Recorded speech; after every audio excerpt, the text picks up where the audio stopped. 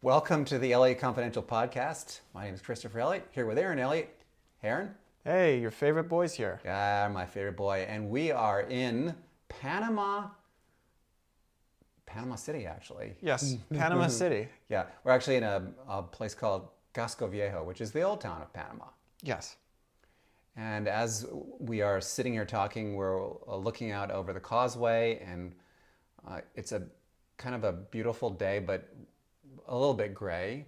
And we're watching the container ships going in and out of the canal. It's pretty interesting. Yeah.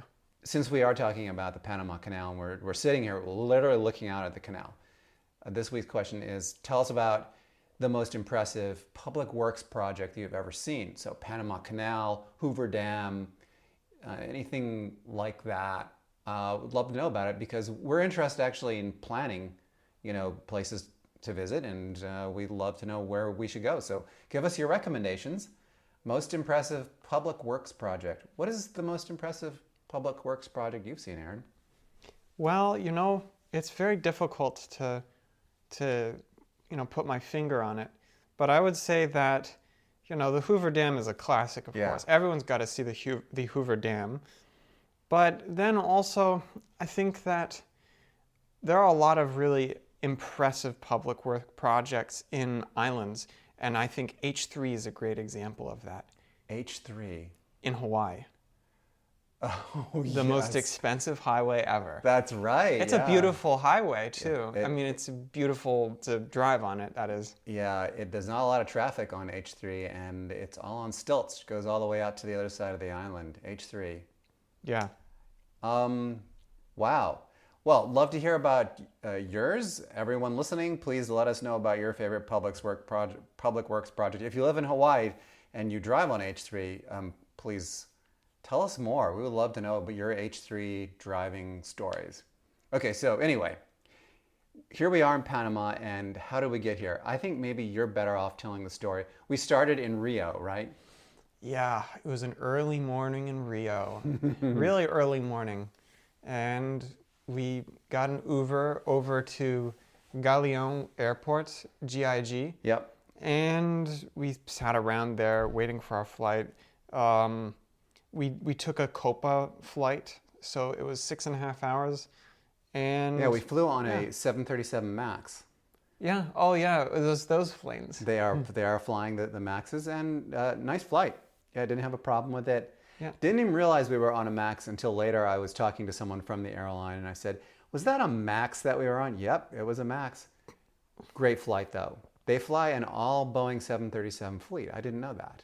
Yeah, so if you want to ride on Boeing 737s, you know who to call. Yes. But what I thought was interesting was in meeting with Copa a little bit later is how they keep a very low profile. They're all about, just serving their market. They have this concept of the hub of the Americas, and is that what they call it? Yeah, I think it's hub of the Americas. I hope I'm not mangling that. Yeah. Anyway, it's basically the crossroads of the Americas, and they serve the destinations in South America, and also they're really expanding in North America. Fascinating airline. Yeah. So Panama City is the hub of the Americas. I hope I'm not getting that wrong. And then we came to Casco Viejo and stayed for 2 nights, we stayed at a place called the Amaro Casco Viejo. Amarla. Amarla? Yes, Okay. Amarla. Okay. And what I thought was really fascinating about Casco Viejo is that it used to be the bad part of town. Yeah. Not anymore. No. And definitely over the past 10 years, it's gotten better. And now it's a nice little sort of tourist town. They've got everyone coming through here, little cruise ships. All of the traffic is clean. You have police presence. The streets are clean. It's really amazing.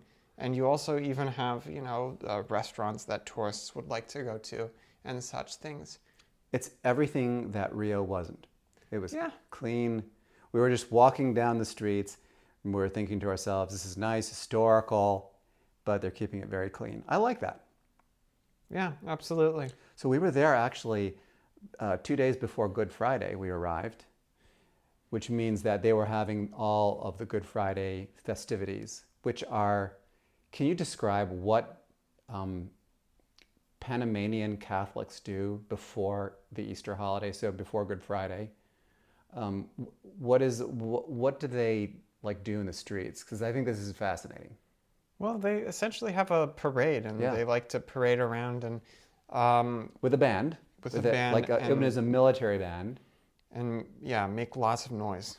at night.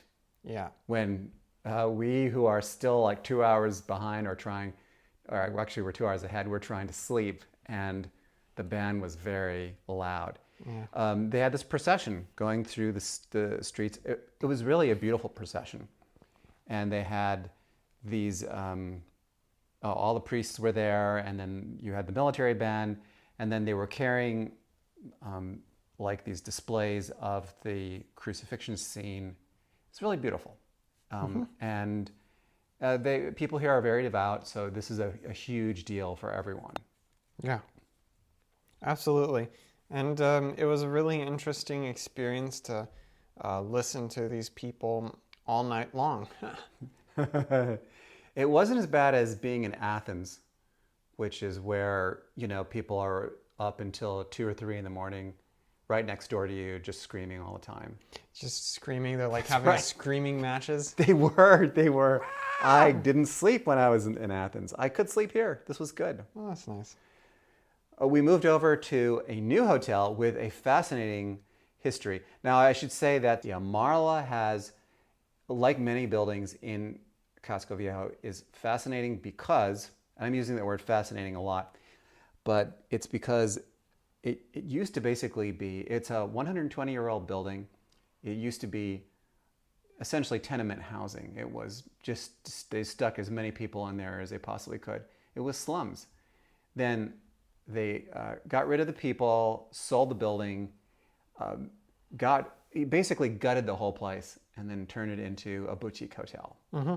People who were there loved it, and they did an amazing job of turning an historic building into a boutique hotel. If you like staying in a small private hotel, this is definitely something that I would recommend. Yeah. And that brings us to the other story of this hotel we're in right now. Yes. Which has quite the history. It was not necessarily, just gentrified. No. But it has a much more explosive history. Yes, it does. This is the Sofitel Legends. And it used to be a social club. It was an historic building. And it was for a while abandoned, and then it became a military and officers club. And then in 1989, none other than Manuel Noriega was here, Mm-hmm. or at least the United States military thought he was here. Maybe he was sighted here. And during the invasion of Panama, they bombed this place. They bombed the hell out of this place. They leveled it. All except for the facade, it was all gone.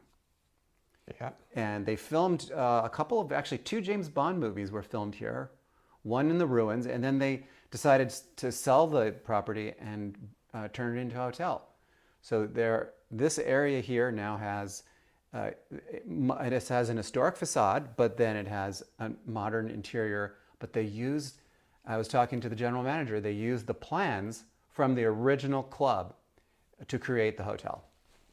Wow. What do you think of it? Well, I can tell you this hotel is much more what you would be expecting from a 5-star hotel experience. I don't know. Full service, right? Full service, exactly.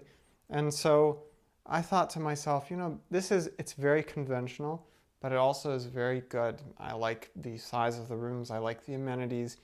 And I think that it maintains a lot of its character, having been constructed from an old blueprint, but obviously built upon. A couple of things that are really great about this property is that it looks out over the causeway. You can actually see the ships coming and going, which is, I find that there's something very soothing about that. They have, at 6 o'clock in the evening, you can go and watch the Panamanian dancers. There's 2 dancers, and they do essentially a lighting ceremony, which is something that came from the French. So when it's evening, they light all the candles. Absolutely. And then they also dance. There's also a speakeasy on the 5th floor. That's quite the speakeasy, too. I mean, they have some really top shelf, ultra top shelf stuff. Right, and we don't drink, so we just got to admire it. There was a bottle that's worth $1,200. Oh, no, there was one bottle where, I don't know, it was like... very top shelf. It was cognac or something like that, Yeah. and it would cost $1,500 per shot. No, it wasn't per shot. Yeah, that's what he said. $1,500 a shot. I thought he said it was $250 per shot and $1,500 for the whole bottle, but it was expensive. Yeah. Suffice to say, it was expensive. Yeah, but great ambiance. It's you're looking out over the water, and it's a private area. Not all the guests know about it, and in fact, when you go upstairs, you have to hold your key card in a certain place in order to open the door. Craziness. Craziness, yeah. Really, the highlight of our visit to Panama has been the tour of the Panama Canal. We went out with a guy named Rich Cahill, who's been a guide here forever. He runs a company called Ancon Expeditions. And we went to see the center of the Panama Canal. And that was just remarkable. Yeah, I mean, what we did was essentially, it was a sort of an eco tour. Not in the sense that it's like saving the environment, but in the sense that it's focused on ecology. It's focused, for example, if you love birding, if you like fishing, if you like being in nature, then this is the sort of ecotourism for you. And what we did, briefly, just an outline, is we went birding, and then we went on a boat. We went into the canal. And we went into the canal. It's really hard to call what's going on in Panama ecological in any way, because it's they carved a canal and they disrupted a lot of nature here. But in the process, they also created new habitats. So you have to kind of be a little bit flexible with how you define ecotourism. But they go out on a boat and you see turtles, all kinds of different birds, some birds that I didn't even know existed. Really amazing. And if you're lucky, you get to see an ocelot or a sloth. They have all kinds of animals out here. But they're very pragmatic when it comes to, and the thing is I've been thinking about this a lot, Aaron, because I'm doing a series of stories on ecotourism and on sustainability, and just getting to the definition of what is ecotourism is really difficult, because everyone defines it slightly differently. Here in Panama, they carved this canal through what used to be just wilderness and changed everything about this place, but it's a habitat for a lot of animals, and in the process also they preserved this forest. The United States military preserved lots and lots of forest around the canal for security reasons. Protection. Yeah, a little protection. But it also ended up creating this great opportunity for ecotourism. Absolutely. So I think that what I'm expecting to discover as I go through the Caribbean in the next couple of weeks is that when people talk about ecotourism, you have to really get them to define what ecotourism is, because I think everyone has a slightly different idea of what it is. For some people, it's sustainability, it's giving back to the native community. For other people, it's recycling or green energy or something like. So really, I'm going to be interested in seeing what we discover. Absolutely. So overall, what was your impression of? We went into the canal. What did you think? I mean, I've never been this close to these massive container ships. Well, it was a fascinating experience getting that close to container ships, and then seeing, being next to them, and you can see that the people over here, especially the tour guides who have been on the canal a lot, they sort of recognize what is going on. They recognize which containers have food, which containers, which actual individual containers on the container ships. Yeah, the refrigeration units, they were pointing those out. Which are refrigerated, which come from Japan. These are all things that are fascinating. And you can learn a lot by just paying attention to the container ships, because the really mind-blowing aspect of it is that this is essentially your livelihood. These container ships are the ones that are not unlike the ones that essentially brought all of your food from South and Central America to your grocery stores, and the ones that provide nearly every necessity that you might imagine. And so to think that, here you have a container ship with maybe $750,000 worth of merchandise, and I don't know however many. It's the million. They're like millions of dollars. Yes, some of these are millions. The tolls and millions alone to get through the canal for one container ship can easily approach $1 million. Yeah, many of them do pay $1 million, which is that's like an astounding number. And so to think that all of these container ships, they're not just feeding a city, they're feeding multiple cities, hundreds of thousands of people. I mean, this is the lifeblood of capitalism. That's right. And so to see it in action is amazing. Yes, it's definitely an MBA project in the making. Absolutely. I agree with you. I've never seen anything like this in my entire life, and I never expected to. When you go into the canal on one of these small private boats, you're actually allowed to get fairly close to the container ships. You don't want to get too close, otherwise, because it kicks up these big waves. If you get too close, it'll get knocked over by a wave. That's how huge these things are. They are behemoths, enormous. And you don't really get an idea of the size, the scale of these ships until you're up close. When you do, you're just like, wow. It boggles the mind. You hear people making fun of the big cruise ships. They are nothing compared to these container ships. A fully loaded container ship, here's the other thing. The water levels were really low because of El Nino and there's some technical issues as well.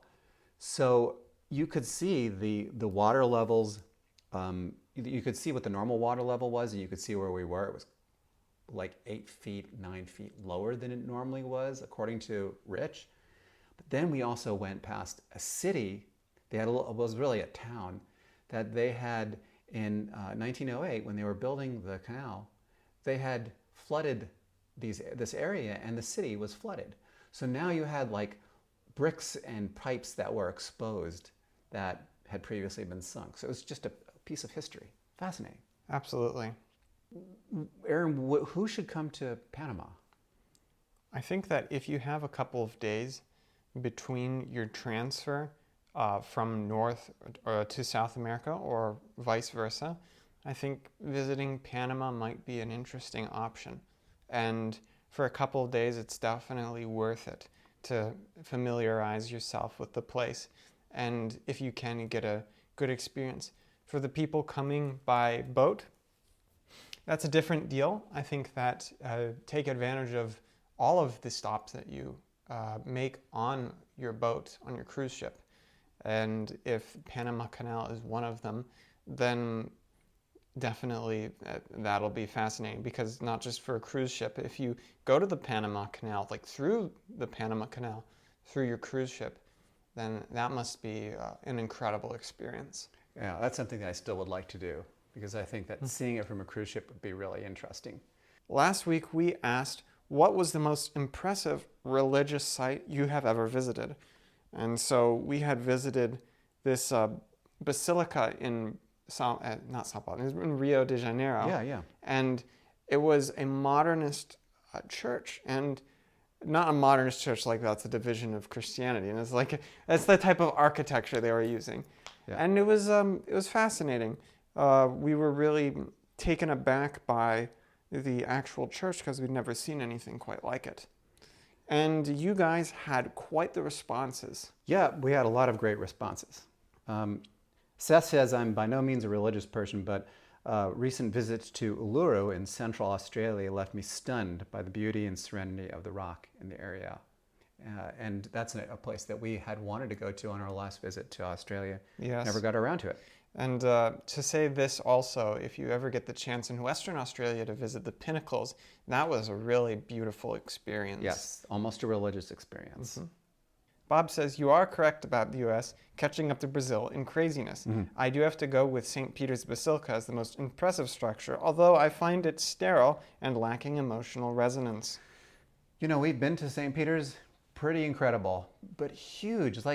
It's like 2x scale. I've just never been to a church that's that big.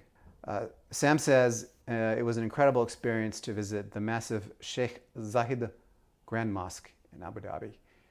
That is pretty cool too. That is a pretty good I like that mosque. I like that one a lot. Yeah. Rick says Angkor Wat.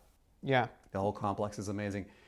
We were there last summer, and we didn't get to see a fraction of Angkor Wat. It's huge. I'd love to spend more time visiting all of those temples because they're so great. They're just really beautiful, and it's insane that they've lasted this long. Yep. Emil says the Garden Tomb in Jerusalem, especially the great memories as we approach Easter. Jerusalem was an incredible place. Even if you are not at all religious, you got to go. You got to see all this mixture of different religions and faiths, and great hummus. Absolutely. Well, thank you all so much for your comments. This has been the Elliott Confidential podcast. Oh, and don't forget to answer our question about Best Public Works Project. Let us know. We would love to talk about that next week. We will read your comments on the air. In the meantime, we are off to our next destination is Bonaire. Bonaire. More on sustainability and the Caribbean will be in our next podcast, so don't forget to tune in. And thanks for being with us. And we'll see you next week. See you next week, guys. Thank you so much.